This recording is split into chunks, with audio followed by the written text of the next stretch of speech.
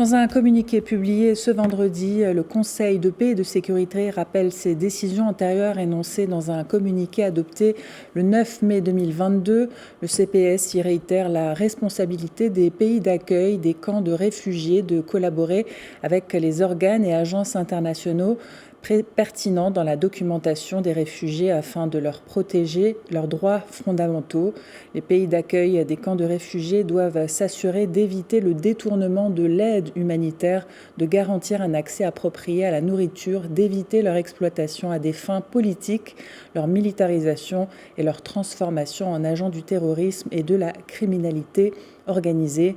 Retour sur la réunion du 9 mai dans ce sujet signé Noa Bazir.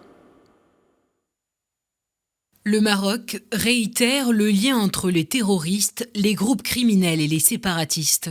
Le Conseil de paix et de sécurité de l'Union africaine a consacré une réunion à l'examen du rapport du président de la commission de l'UA sur le terrorisme.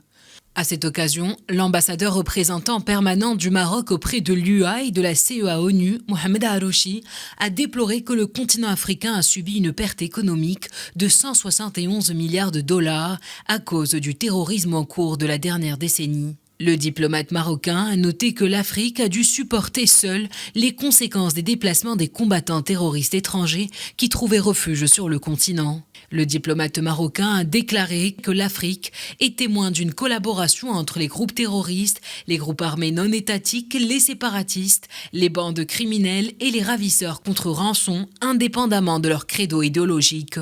Ces liens deviennent de plus en plus dangereux par les flux financiers illicites et la propagation d'armes légères et de petit calibre. Mohamed Harouchi a souligné qu'il s'agit d'une tendance qui doit interpeller le Conseil de paix et de sécurité de l'Union africaine, car de tels liens suscitent beaucoup d'inquiétudes et se propagent sans attirer l'attention nécessaire. S'exprimant sur les actions à mettre en place pour faire face au fléau du terrorisme, Mohamed Harouchi a ajouté que l'Union africaine doit avoir le bon diagnostic de la menace terroriste afin d'y apporter des réponses adaptées. Il a déclaré que la stratégie du Conseil de paix et de sécurité doit au plus vite mettre fin à la coopération et aux liens entre les terroristes et d'autres groupes criminels, séparatistes et divers groupes liés à la criminalité organisée transnationale.